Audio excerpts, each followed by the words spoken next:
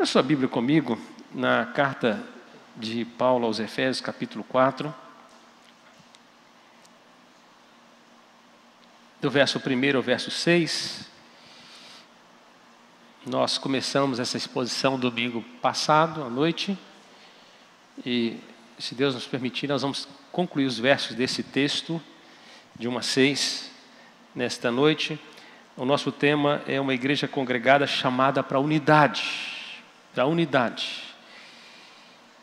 E diz assim o texto da palavra de Deus, Efésios capítulo 4, de 1 a 6. Rogo-vos, pois eu, prisioneiro no Senhor, que andeis de modo digno da vocação a que fostes chamados, com toda a humildade e mansidão, com longanimidade, suportando-vos uns aos outros em amor. Juntos, o verso 3 em diante. Esforçando-vos diligentemente por preservar a unidade do Espírito no vínculo da paz.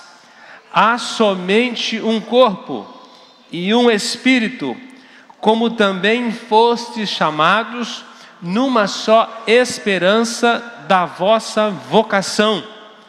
Há um só Senhor, uma só fé, um só batismo, um só Deus e Pai de todos, o qual é sobre todos, age por meio de todos e está em todos. Amém.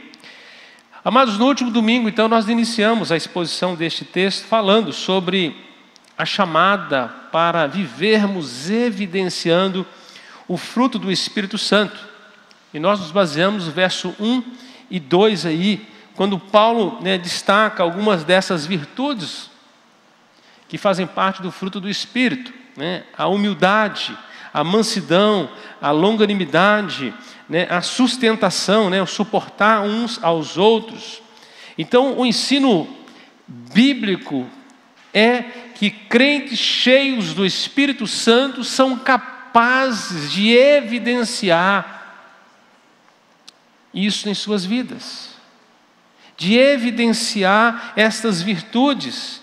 Um crente cheio do Espírito Santo, ele aprendeu a viver de maneira humilde, a ser humilde em seus relacionamentos. Alguém que está cheio do Espírito Santo tem aprendido a ter mansidão, poder sob controle.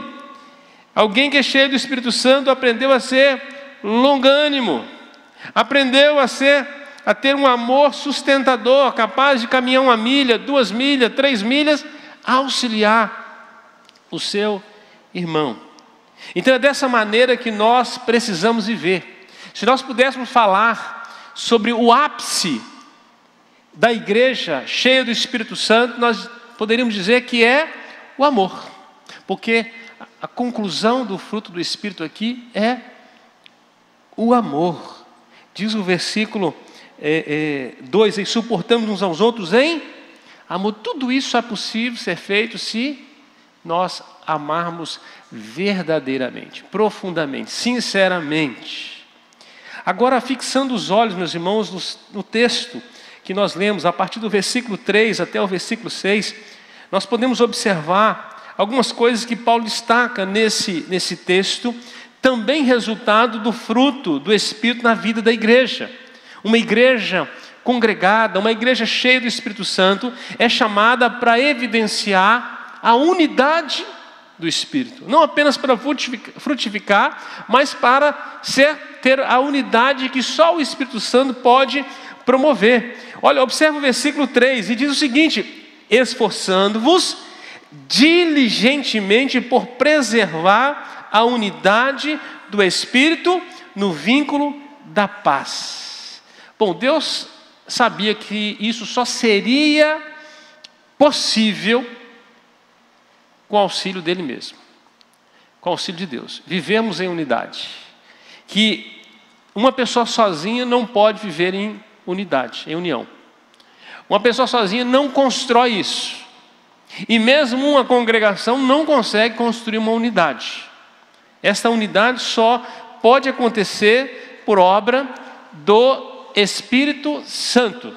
Foi o que aconteceu lá em Atos 2, o texto que nós lemos, Atos 2, 42 a 47. Perseveravam na doutrina dos apóstolos, na comunhão, no partir do pão, nas orações, em cada alma, né, havia temor, sinais e prodígios eram feitos por intermédio dos apóstolos. Ninguém considerava exclusivamente seu o que possuía. Diz que cada um vendia as suas propriedades e bens, trazia o produto para dividir entre todos, à medida que alguém tinha necessidade. Perseveravam dia a dia no templo, nas orações, na comunhão, no partir do pão. E diz que louvando a Deus, Deus dava o crescimento. Havia naquela igreja, né, ali algo que conectava uns aos outros para conseguirem olhar para um norte comum, para um alvo comum, a unidade do Espírito Santo. A unidade do Espírito Santo. E Paulo destaca ainda que para ter unidade, ele diz que é preciso de muito trabalho. É necessário muito esforço concentrado e diligente, assim, esforçando-nos diligentemente por preservar a unidade. Isso significa que, uma vez que esta obra acontece pelo Espírito Santo de Deus, agora é papel nosso responder a isso que Deus faz. Olha, tudo o que Deus faz, Ele compartilha conosco. É interessante isso. Ele é Deus soberano, mas Ele compartilha muitas dessas graças conosco, nos responsabilizando a conduzir. Por exemplo, nós somos gerentes da criação de Deus, mas o Criador é Ele. Ele nos confiou a missão de pregar o Evangelho ao mundo todo, mas a missão primária foi do Seu Filho. Aquele que o Espírito Santo foi derramado e ungiu para pregar boas novas aos quebrantados, curar, restaurar, libertar, mas depois Ele deu essa missão para nós, igreja. A mesma forma como Ele promove essa unidade, mas agora Ele coloca sobre nós, né, o dever de preservar a unidade que o Espírito Santo gerou em nós. Talvez você pergunte, pastor, mas nunca tivemos essa unidade na igreja. A partir do momento em que você nasceu de novo, que você ouviu o Evangelho, que você teve o seu coração quebrantado pelo poder do Espírito Santo, você se arrependeu dos seus pecados, você confessou Jesus como Senhor da sua vida, você foi batizado, você entrou para uma família, a família da fé, a família da aliança. Você foi lançado sobre uma unidade. E agir contra esta unidade é desproporcional para alguém que é nascido de novo. Na verdade, agora você precisa preservar essa unidade. Pastor, mas não tinha, mas tem. Ela foi gerada pelo Espírito Santo de Deus. E a partir desse entendimento de que eu faço parte de uma estrutura já criada por Deus, de que eu participo desta obra de Deus, uma vez convertido, eu vou me esforçar o máximo possível para preservar a unidade do Espírito. Aos Filipenses, Paulo escreve: rogo a Evode, rogo a Sinti, que pensem concordiamente no Senhor. Vocês precisam se esforçar para ter um olhar de unidade, não de divisão. Observe que Paulo não exige, né, que o crente faça unidade. Essa unidade é do Espírito, pois só Deus pode criar, mas é responsabilidade de cada crente esforçar por preservá-la. E esta é a unidade do Espírito, isto é, a unidade que foi moldada pelo próprio Espírito Santo de Deus. E o laço, a liga promovida pelo Espírito Santo de Deus é paz. É paz. Então, se o amor é o ápice da igreja cheia do Espírito Santo, o ápice da unidade do Espírito é a paz. É a paz. Onde há unidade do Espírito Santo, há um ambiente de paz. Há reconciliação, há perdão, há graça. Porque ali há a unidade do Espírito Santo. Então Paulo adverte, Paulo admoesta com insistência para que os fiéis crentes preservem zelosamente esta sagrada unidade, isto é, a verdadeira igreja na verdadeira paz, uma igreja unida. E a palavra paz aqui é a palavra eirene. A palavra eirene significa segurança que mantém todas as coisas seguras e prósperas. Seguras e prósperas, pois é fruto de um relacionamento harmonioso e santo com Deus. Isso é eirene, isso é paz verdadeira. É a paz da reconciliação com Deus. É a paz que nos reconcilia uns com os outros. E aí eu vou usar o exemplo maior, que é o exemplo da cruz. Pela cruz nós fomos reconciliados. Na vertical nós fomos reconciliados com Deus. Nós estávamos afastados de Deus. Nós somos reconciliados com Deus. Para nos reconciliar uns com os outros. É a reconciliação que nós encontramos em Cristo, é para que levemos essa reconciliação uns para com os outros. Você lê o capítulo 5 de Romanos, versículo 10 em diante, vai falar dessa obra da reconciliação. Nós somos reconciliados e nos tornamos embaixadores da reconciliação, esta obra maravilhosa de Cristo por nossas vidas. Essa paz pode definir-se como corretas relações entre homens que foram reconciliados com Deus e que hoje podem viver em harmonia entre si. Essa unidade, esta paz e essas corretas relações só podem preservar-se de um modo, ou seja, quando as virtudes cristãs, lá do versículo 2, o fruto do Espírito, forem vividas e assim acontecer a morte do eu. Porque só há unidade onde eu morro. Se o eu não morrer, não existe unidade. Enquanto o eu for preservado, o ego, enquanto o eu estiver no centro das coisas, enquanto os nossos sentimentos, as nossas razões, o nosso prestígio for a única coisa importante, enquanto a nossa preocupação é a nossa reputação, é o meu prestígio, é a minha razão, jamais haverá unidade plena e jamais haverá paz. Enquanto russos e ucranianos não deixarem o ego de lado, a guerra não acabará. Enquanto o eu não morrer para os dois lados, não haverá paz. Somente existirá quando deixarmos de fazer do eu o centro de tudo e quando pensarmos mais no outro do que em nós. Então o resultado é o eu. E aí eu queria que você apontasse para você nessa noite assim, eu falo assim, o eu impossibilita a paz. O eu tem que morrer. Toda briga alguém quer ter razão, não é isso? O eu sempre quer ter razão. O eu está certo. Mas unidade fala do nós. Da nossa unidade. Não é da minha unidade, é da nossa unidade. Dentro de um batalhão precisa haver unidade. Marcham juntos. Servem juntos. Se alimentam juntos. Exercitam-se juntos, guerreiam juntos. Não é a minha guerra, é a nossa. Todos precisam usar, inclusive, a roupa até igual lá, dentro de um batalhão. Fala de unidade. A causa é comum.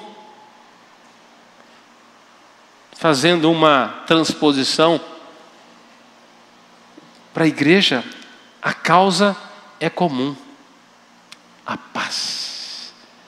Se o fruto do Espírito Santo, o ápice dessa manifestação, produz o amor verdadeiro na igreja, a unidade promove a paz nos relacionamentos. Uma igreja em unidade, ela gera paz onde ela está. Do versículo 4, então, ao versículo 6, Paulo passa a definir como essa unidade deve acontecer.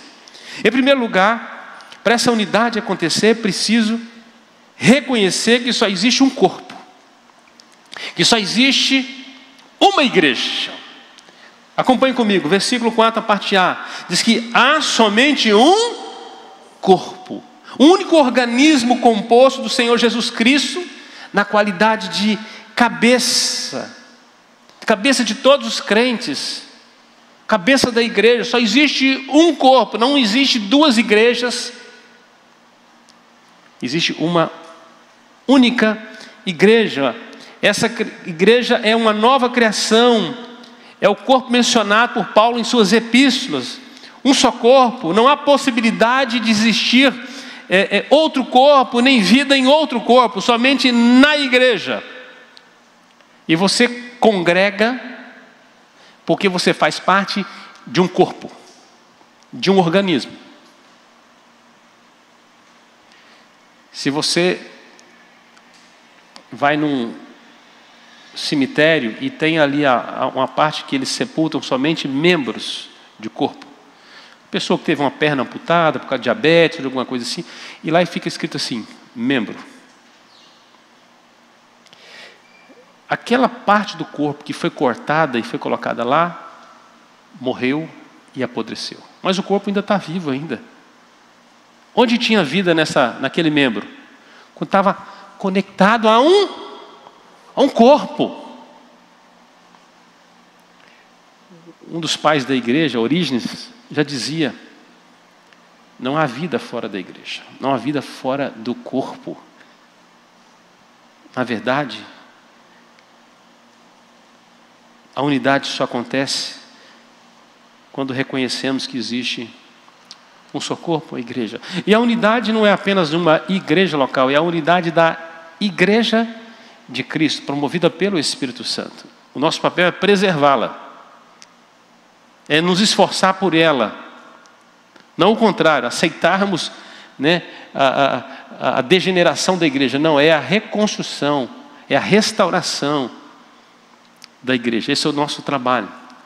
Em momentos difíceis da história, como esse período de guerra, a igreja se manifesta de uma forma tão orgânica e linda, que de um dia para o outro, as barreiras denominacionais caem, e nós temos centenas de milhares de igrejas agora, enviando recursos, enviando missionários, ajudadores, cuidadores, abrindo suas casas, levantando recursos financeiros, levantando recursos humanos, para ajudar irmãos em Cristo lá na guerra.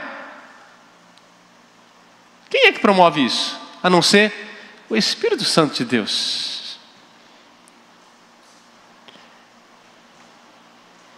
Em uma semana nós levantamos no Brasil R$1 milhão para poder mandar para auxiliar. É pouco diante da tamanha necessidade, mas só o Brasil, em poucos dias as igrejas fizeram isso, e igrejas pobres mandaram. Você imagina essa atmosfera da unidade da igreja acontecendo nesses dias? É porque só existe um corpo, uma igreja. Segundo, para essa unidade acontecer, é preciso também reconhecer que só existe uma conexão vital no corpo: o Espírito Santo. Diz o texto: há um só corpo e um só Espírito. É o Espírito que ativa a vida em cada parte do corpo. Sem o Espírito Santo não há vitalidade, não há alento vivificador no corpo da igreja. É o Espírito de Cristo que promove isso. Se você abrir lá em Ezequiel 37, diz que o profeta é levado para um vale de ossos secos. E a palavra de Deus diz para ele profetizar. E ele profetiza no Espírito, o Espírito entra, o Espírito cria carne, cria nervos, une as partes. E o Espírito entra e eles vivem, aquele exército toma forma. É o que o Espírito de Deus faz na vida da igreja. Quem é ou quem são aqueles soldados daquele exército? Que exército é aquele que o profeta é levado? Era a nação de Israel, é a igreja de Deus. Mortos os delitos e pecados, mas o Espírito Santo de Deus sopra vida. Então é obra do Espírito dar vida ao corpo, manter o corpo vivo. Não pode existir igreja sem o Espírito Santo, e não pode se receber o Espírito sem uma vida de oração. Não pode. Tem que estar buscando. Diz que a igreja de Atos estava em oração, em unidade, buscando, até que um vento entrou na casa. E o Espírito Santo desceu sobre eles. É o Espírito Santo quem convence pecadores. Nós pregamos, mas é o Espírito Santo que quebra o coração do sujeito, amolece o coração. Quando você olha para o Antigo Testamento, Faraó, Deus mandou Moisés libertar o povo, e Deus disse para Moisés: olha, eu vou endurecer o coração dele, ele não vai te ouvir, eu vou moer ele.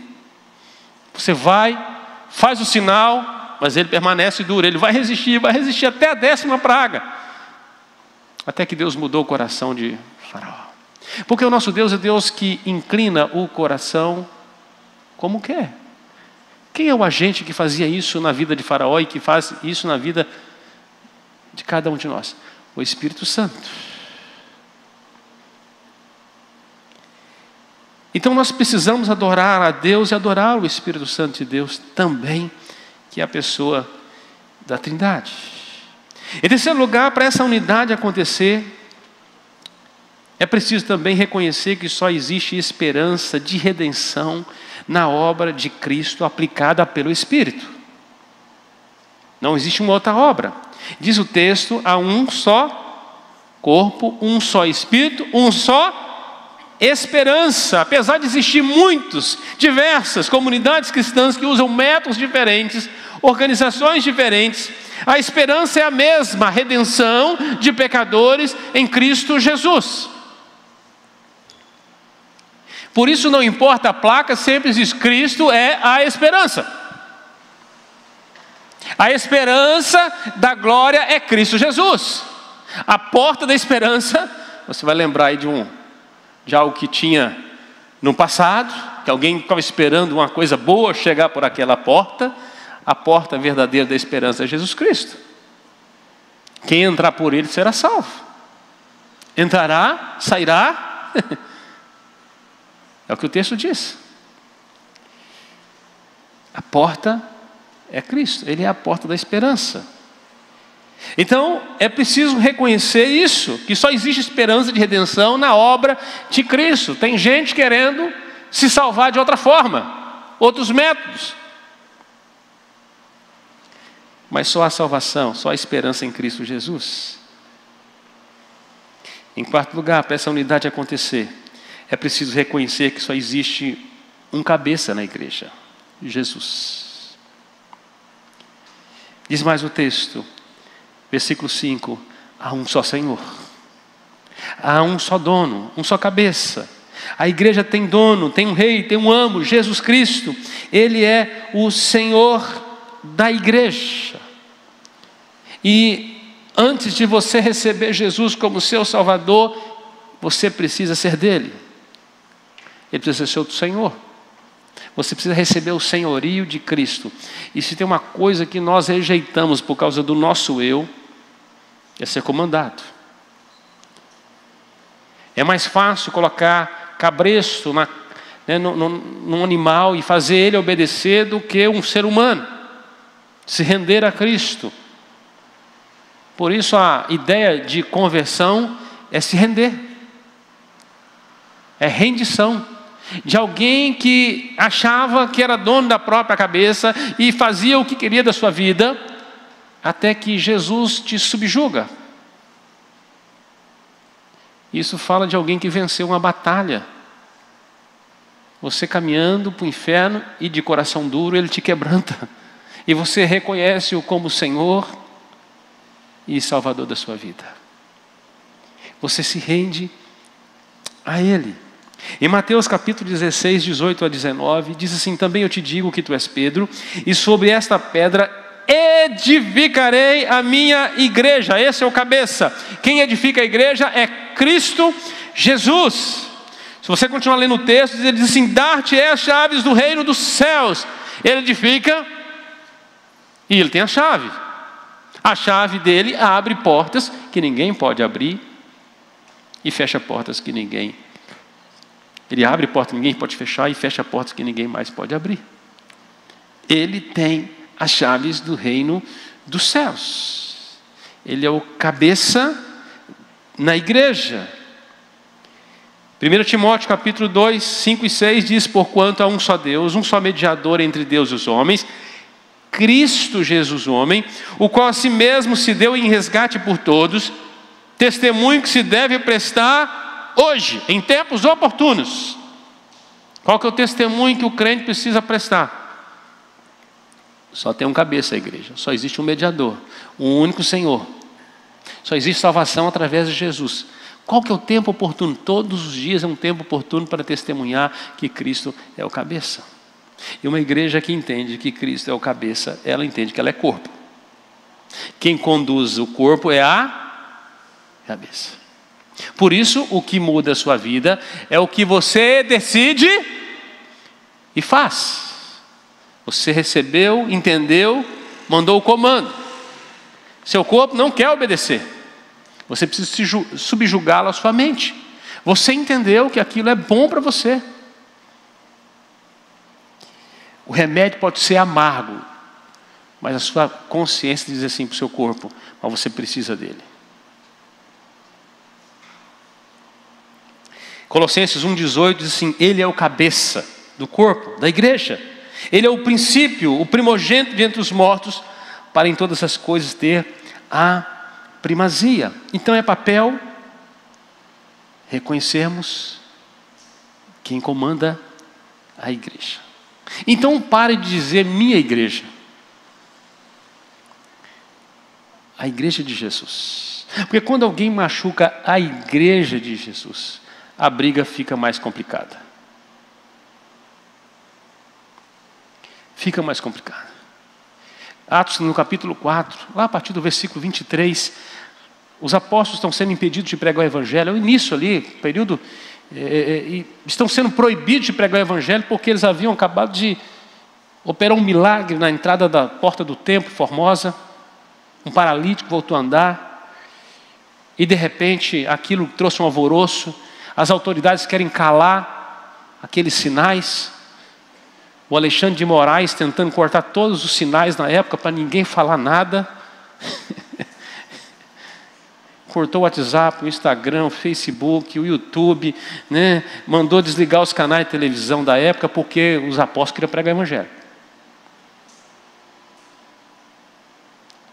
E aí diz que quando os apóstolos voltam depois de uma pressão, sofrimento, a igreja ora, unidade, oração, promove unidade na igreja. Ora, pede a Deus que dê intrepidez. Interessante no texto que diz assim: olha, Senhor, as suas afrontas. A oração da igreja é o seguinte: colocou os cerceadores da época em inimizade direta com Deus, dizendo assim: olha, estão atacando a tua igreja, Senhor. Então, Senhor, quem preserva a unidade é a nossa responsabilidade, não é isso? Aí a oração da igreja: dá-nos intrepidez, Senhor, coragem, para pregar como nunca pregamos. E diz que eles tendo orado, ficaram cheios do Espírito Santo, tremeu o lugar, e eles saíram pregando o evangelho na cidade inteira. Todos os canais de comunicação estavam abertos, os crentes pregaram como nunca, empoderados. O contra-ataque foi mortal, ou melhor, produziu vida na cidade. Vitalização, graça, salvação. Capítulo 4, depois você lê lá, de Atos. É a obra do cabeça. Quando a igreja é agredida, Cristo é agredido. É a sua igreja, não é a minha, é a dele. Por isso, quando há um escândalo na igreja, um pecado que maltrata a igreja de Cristo, a igreja precisa tratar com disciplina, porque ai daquele que se tornar uma pedra de tropeço a um pequenino. É o que diz a palavra de Deus. Porque está mexendo na menina dos olhos de Deus, a sua igreja, a sua noiva, a qual Ele comprou com o seu próprio sangue. Ele é o Senhor, o cabeça. Quando nós entendemos que nós temos um comando, o corpo agora passa a reagir de acordo com o cabeça. Isso promove unidade da igreja. Foi Jesus que disse para Saulo: Saulo, Saulo, por quê me persegue? Mas o texto diz que Saulo assolava a igreja de Jesus. A igreja é de Jesus. Por isso eu vim hoje na igreja de Cristo aqui. Eu não vim na minha igreja, eu vim na igreja dele. A igreja dele. Em quinto lugar, para essa unidade acontecer, é preciso reconhecer que só existe uma crença verdadeira capaz de levar à salvação. O Evangelho puro, simples. O Evangelho não é difícil, não é estranho. Ele é simples. O Evangelho é boa notícia, é objetivo. Diz o versículo 5, a parte B: um só Cristo e uma só fé. Uma só fé. Há um só Senhor e uma só fé. Só existe uma fé dada à igreja pelo qual ela é salva. Que fé é esta? Fé em Cristo Jesus. A boa nova. Inclusive no anúncio do seu nascimento, os anjos, como o anjo comunica: eis que vos trago boa nova, Evangelho, que é uma notícia para todos os povos. É que hoje vos nasceu na cidade de Davi Jesus, o Cristo. O Evangelho nasceu hoje. A boa nova. Só existe uma crença verdadeira capaz de levar à salvação. A fé salvadora. Cremos e confiamos nas promessas de Deus, de que só há salvação em Cristo, e a Ele nós confiamos as nossas vidas. E aí eu volto lá no contexto de Atos capítulo 4, versículo 12. Vai lá dizer: e não há salvação em nenhum outro, porque debaixo do céu não existe nenhum outro nome dado entre os homens pelo qual importa que sejamos salvos.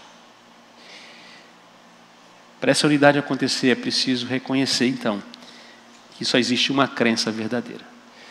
Estamos debaixo, meus irmãos, de uma unidade de pensamento. A salvação é em Cristo Jesus. Isso cai as barreiras que no século XVI foi um dos grandes enfrentamentos dos reformadores. Salvação pela graça. Somente Cristo. Glória somente a Deus. Somente as Escrituras Sagradas. Salvação somente pela fé. Isso trouxe para a igreja o retrato das Escrituras de volta. Qual que era a pregação da época? Salvação por obras. Salvação por obras, indulgências. Um grande enfrentamento de Lutero era a venda das indulgências. Eu quero dizer para você, meu irmão, que continuam vendendo indulgências nos nossos dias. Há um evangelho da marcha ré por aí. Isso é disforme. Não tem nada a ver com o evangelho de Cristo Jesus. Isso não promove unidade na igreja. Promove ego. As pessoas acham que estão se salvando, mas estão indo a passo largo para o inferno. O papel da igreja é anunciar com unidade salvação verdadeira em Cristo. A fé genuína, simples. Não é Jesus e mais alguma coisa. É somente por Jesus.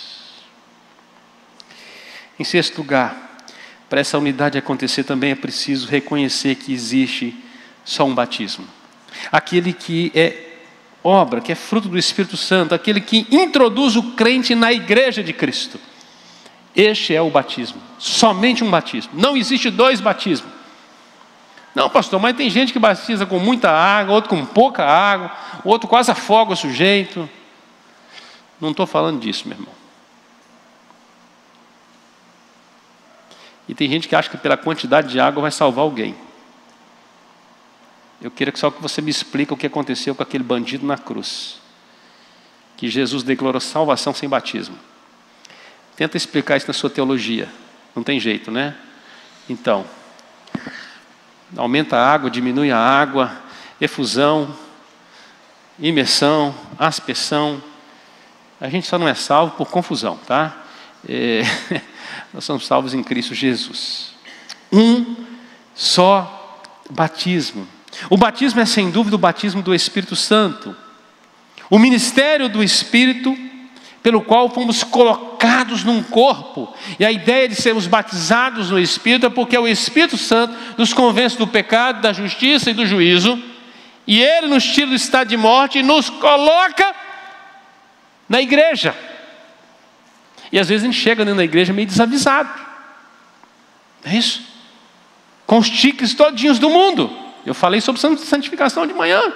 O sujeito foi tirado das trevas e colocado na igreja. Mas ele ainda tem veste velha, hábitos antigos, né? Perniciosos. E somente a obra do Espírito, na santificação na vida dele, vai tirando essas coisas. Ele vai se limpando com o tempo. E aí eu lembro de uma pregação antiga do pastor presbítero Enéas Cabral, que dizia o seguinte, que para entrar no céu, não tem capacho. Não tem tapete para você se limpar. Você vem sujo mesmo. Ele te tira das trevas e você começa a se limpar no meio da igreja. Por isso os demais crentes precisam estar bem limpinhos, santificando suas vidas. Você precisa passar por um lavar regenerador, transformador, obra que o Espírito Santo promove em nossas vidas. Ao invés de você cobrar demais do seu irmão, você deveria ler as placas de sinalização que está na vida do novo convertido. Está assim, estamos em obra. Jesus está fazendo uma obra linda em mim. E você deveria ajudar a discipular aqueles que estão chegando. Tem muito crente velho dando mau testemunho para quem está chegando, ao invés de inspirá-los, a ajudá-los. Mas voltando aqui, é o batismo do Espírito. É o que Paulo escreveu em 1 Coríntios 12, 13. Pois em um só Espírito, todos nós fomos batizados em um corpo. Qual corpo que é? A igreja. Quer judeus, quer gregos, quer escravos, quer livres, quer baianos, são paulinos, paranaenses, mineiros, caiçaras. E todos nós foi dado beber de um só Espírito. É versão atualizada, viu, Renato? Bem atualizada. Todos nós fomos colocados num só corpo. E aí você imagina o que veio para esse corpo, tudo junto. Veio um tanto de pecadores, senhor Rubem. Não é isso? Um tanto de pecadores. A obra de Cristo na cruz é suficiente para nos redimir de todos os nossos pecados. Mas a obra do Espírito Santo na nossa vida, diariamente, durante a nossa peregrinação como crente aqui, vai tirando a roupa do velho homem dia a dia. A Bíblia diz que nós somos transformados como? De glória em glória. Meu irmão, se você está piorando, tem alguma coisa errada aí, viu? Desconfia. Talvez quem está frutificando é obras da carne. Tem que produzir as obras do Espírito, o fruto do Espírito. Então, você vai se limpando, transformando de glória em glória. Um tanto de gente problemática entrou. Por isso, a comunidade dos santos é a comunidade dos que são santificados em Cristo, por obra do Espírito Santo. É preciso reconhecer que existe somente um batismo. Pare de cobrar demais do seu irmão. Cobre mais de você. uma vida mais reta, uma vida mais santa. Busque ser você cheio do Espírito Santo, seu diferencial. Ao invés de cobrar da igreja de Cristo, seja você a igreja de Cristo, a melhor parte dessa igreja, um membro mais atuante, mais santo, mais dedicado, mais puro. E ore pelos demais. 7º lugar, para essa unidade acontecer, é preciso reconhecer a única divindade verdadeira e plena, o Deus triuno. Um só Espírito, um só Deus e Pai de todos. Paulo está enfatizando o Deus Criador, o Deus sustentador de todas as coisas, que sendo um só Deus, subsiste em 3 pessoas. O Pai, o Criador de todas as coisas, a fonte eterna da vida. Aquele que pode ser soberbo, porque é soberano. É majestoso, glorioso, imenso. E todos os atributos que você puder imaginar competem em plenitude a Ele. O Filho, que é o Redentor da igreja, e o Espírito Santo, que é o santificador da mesma. Nós precisamos construir a nossa unidade, reconhecendo um único Deus. Se você pegar as Escrituras Sagradas, Deuteronômio capítulo 6, versículo 4, coloque para mim, por favor, aí, eu acho que é o verso 4. Esta é grande espírito da igreja veterotestamentária. Deuteronômio capítulo 6, verso 4. Alguém coloca para mim aí na tela. Vamos lá?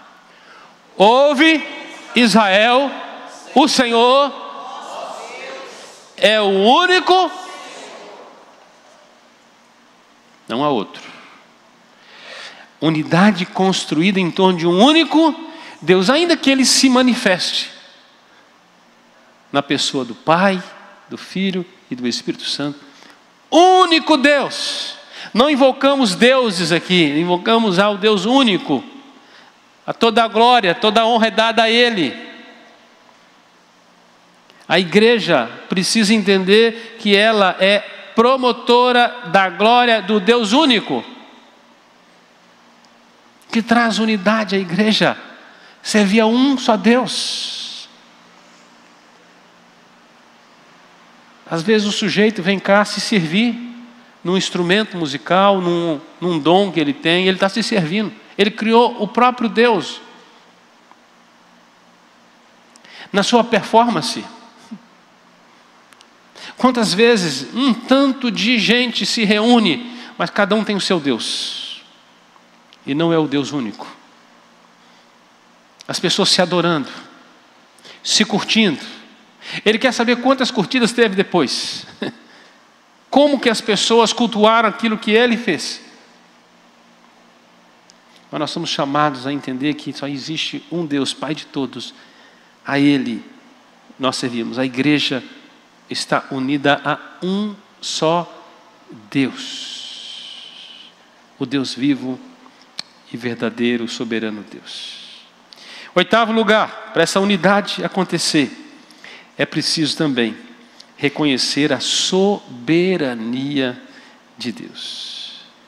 Um só Deus e Pai de todos, o qual é sobre todos. Isso revela soberania, domínio, transcendência. Não importa o que as aparências ou as circunstâncias indiquem, Deus tem o domínio, o controle. Tem o controle. Pode haver dilúvios, mas a Bíblia diz no Salmo 29:10, o Senhor preside os dilúvios. Pode haver guerras.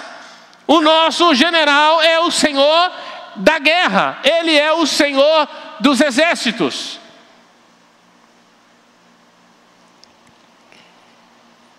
Pode haver tempestades, turbulências, mas a Bíblia diz que o nosso Deus faz o seu caminho na tempestade. Das nuvens Ele faz o estrado dos seus pés.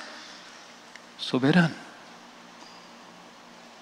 Pode haver morte, fome, tristeza, violência, crise. até impossíveis. Nosso Deus é o Deus dos impossíveis, é o Senhor dos senhores, é o Rei dos reis, o Deus Todo-Poderoso, e não há domínio fora do domínio de Deus. Quando alguém delimita algum território e diz assim: dominei, vou ampliar as fronteiras, Deus diz: é meu. Você só fez o que eu autorizei. Os seus anjos saem para cumprir ordens.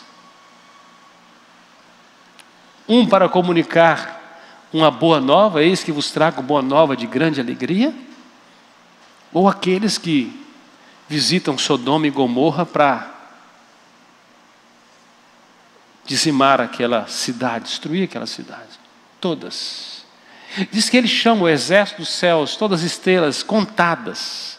Sabe o nome de cada uma. Conhece cada fio de cabelo da nossa cabeça. A palavra nem chegou à língua, ele conhece todas. Quando nós reconhecemos a soberania de Deus, nós nos rendemos a Ele. Em nono lugar, dessa unidade acontecer, também é preciso reconhecer a providência de Deus. E diz que Ele age por meio de todos. Deus revela a sua providência no mundo, guiando, dirigindo, sustentando, mantendo, amando, e em tudo e através de todos a providência de Deus se mostra ativa, eficaz, poderosa. A presença de Deus permeia, anima e controla tudo e todos. Romanos 8, 28, sabemos que todas as coisas cooperam para o bem daqueles que amam a Deus. Além de ser o Deus soberano, Ele age de maneira providente. Jesus disse assim: por que vocês estão ansiosos? Por que vocês estão tão ansiosos? Observai as aves dos céus. Não trabalham, não plantam, não colhem, não ajuntam em celeiros. Contudo, o Pai Celeste todo dia dá comida para elas. Observai os lírios do campo, não tecem, não fiam. Contudo, nem o homem mais sábio, mais rico que já existiu, conseguiu se vestir como qualquer um deles. Não valeis vós mais do que as aves? E ele vai dizer assim: buscar em primeiro o reino de Deus, e as demais coisas, a providente mão de Deus vai acrescentar. A unidade é reconhecer a providência de Deus. Uma igreja que depende de Deus, ela contribui junto, ela investe junto, ela descansa em Deus junto, ela ora junto, ela vive junto. E por fim, 10º lugar. Bom, né, o texto dá 10 lições aqui, tá fácil. 10º lugar, para essa unidade acontecer, é preciso reconhecer a onipresença de Deus e a presença do Espírito na vida dos crentes. Diz o versículo 6, a parte D, e está em todos. Está em todos. Esta é a constante habitação de Deus com o seu povo. Somos o seu templo. Deus está presente em nós. Paulo nos ensina que Deus está no homem, está na sua mente, no mundo, em tudo que cresce, na história, nos acontecimentos, em todas as coisas. Deus está em todas as coisas, em todos os tempos, em todos os lugares. O que significa isso? Que Ele está conduzindo a história para o seu clímax, o momento mais alto. O momento mais alto. O clímax, a revelação do Filho de Deus, a volta de Jesus. Ele está preparando todas as coisas. A Bíblia diz que Jesus nasceu na plenitude dos tempos.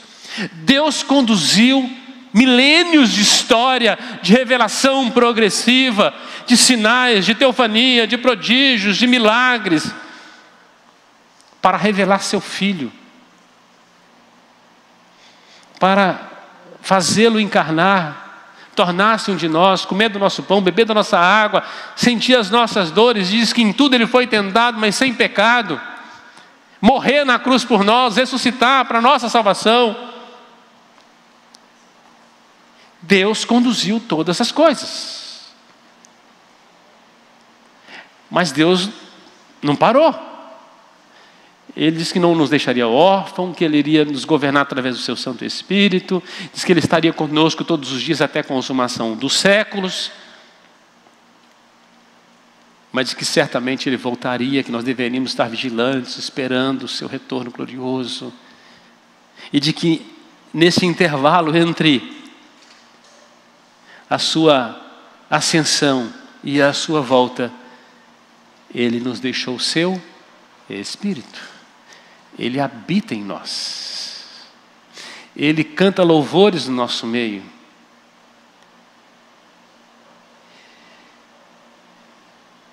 A fé que nós temos é que nós vivemos num mundo criado, meus irmãos. Criado, controlado, sustentado e repleto de Deus. Cada um de nós somos habitação espiritual de Deus. Temos o Espírito Santo. E quando nós nos reunimos, aí Ele passeia no nosso meio e Cristo é glorificado. Nos reunimos não para pior, mas para melhor. O Deus onipresente e o Deus presente na vida dos crentes.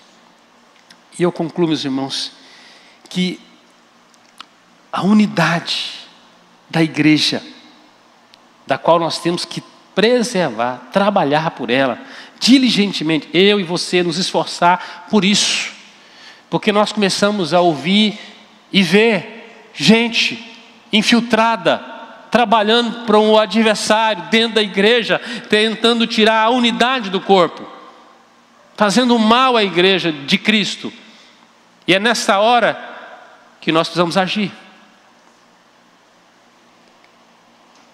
A unidade é reflexo de estabilidade, de controle, de segurança, de felicidade, de perpetuidade de vida. Se a igreja tem unidade, ela caminha mais longe, com mais força, com mais intensidade no seu testemunho, no seu alcance. Precisamos orar pela unidade da igreja todos os dias. A igreja que não congrega unidade está instável, descontrolada, insegura, infeliz, circunstancial, está morrendo, ela vive pelo momento. Mas uma igreja em unidade, ela está tão conectada ao trono da graça, se nutrindo o tempo todo, e nutrindo os seus membros, que ela conduz o seu relacionamento no escudo de fé, que protege dos dardos inflamados do maligno. É uma cidade impenetrável, é uma fortaleza do qual o inimigo não consegue entrar, blindadas pelos relacionamentos em Cristo. Então eu chamo a sua atenção, meu irmão, para juntos, como de fato somos, sermos um corpo vivo, uma igreja onde cada membro busca viver a unidade do corpo, a exemplo da unidade que nós encontramos no Pai, no Filho, no Espírito Santo. Não há rebelião na Trindade, a cooperação, a harmonia, a sinergia. O Pai cria, sustenta todas as coisas, o Filho vem para cumprir a obra da redenção, é glorificado pelo Pai. Pai, glorifica-me com a glória que eu tinha antes, lá com o Senhor. Diz que a obra do Espírito é glorificar o Filho, é aplicar a obra de redenção. Não tem concorrência, há cooperação. Por isso nós também cooperamos como igreja, debaixo de uma só fé, de um só batismo, servindo a um só Senhor. E eu não creio em concorrência denominacional. Isso é triste, ou de igrejas. Quando uma igreja começa a buscar tirar membro de outra igreja, ela está atacando o corpo de Cristo. E ela será amaldiçoada, ela não vai crescer, ela vai sofrer por isso. Nós não evangelizamos dentro de outras igrejas, nós evangelizamos o mundo. Igreja que começa a assaltar membros de outras igrejas como um método de crescimento, isso é triste demais. Esse é o pior do falso evangelho. Existe um só corpo, a igreja de Cristo Jesus. Quem ataca a igreja de Jesus se coloca no fronte atacando o próprio Cristo. Mas quando nós cooperamos com a igreja de Cristo, na edificação, aí batistas, presbiterianos, assembleianos, metodistas, luteranos e outros anos aí, entendem que existe só um corpo, cooperam, trabalham junto, edificam, pregam, glorificam a Cristo no país, alcançam a cidade e transformam o mundo. Precisamos orar por esta unidade local e essa unidade da igreja, em nome de Jesus. Que Deus nos faça um em Cristo Jesus. Amém, irmãos? Baixe sua fronte, nós vamos orar. Será que você podia se ajoelhar para orar? Orar pela sua igreja. Ore pela unidade da igreja. Vamos fazer isso. Pedir que o Senhor Jesus derrame graça sobre nós.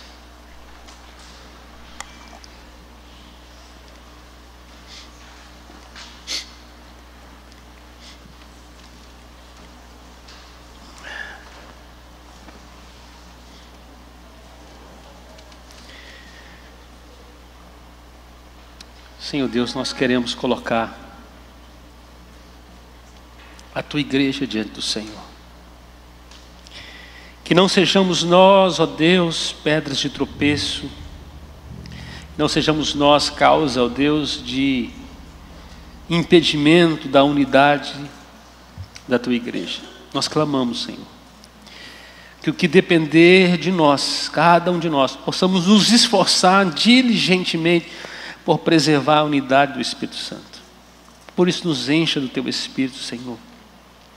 Fortalece a Tua igreja, traz um espírito de unidade, que nós possamos reconhecer, Senhor, que nós estamos, ó Pai, debaixo de uma só fé, fazemos parte de um único corpo, estamos, ó Deus, alicerçados, ó Deus, na unidade aplicada pelo Teu Espírito, de uma só fé, de um só Senhor, reconhecendo, ó Deus, que o Senhor governa, sustenta, dirige todas as coisas, servimos a um único Deus, que o nosso propósito é olhar para um corpo vivo, orgânico, em crescimento e promover a sua unidade, a igreja do Senhor.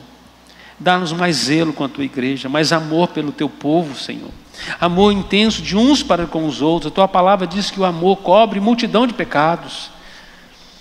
Ó Deus, que em nome de Jesus possamos cooperar para a edificação da Tua igreja, da Tua igreja. Que o Teu Espírito Santo, através das nossas vidas, por isso tudo aquilo, ó Deus, que for barreira para esta edificação, só tire de nós, nos purificando de todo o pecado, nos purificando do nosso egoísmo, do nosso eu centrado, ó Pai, que nós possamos, ó Deus, olhar firmemente para o autor e consumador da fé, Jesus Cristo, ó Pai,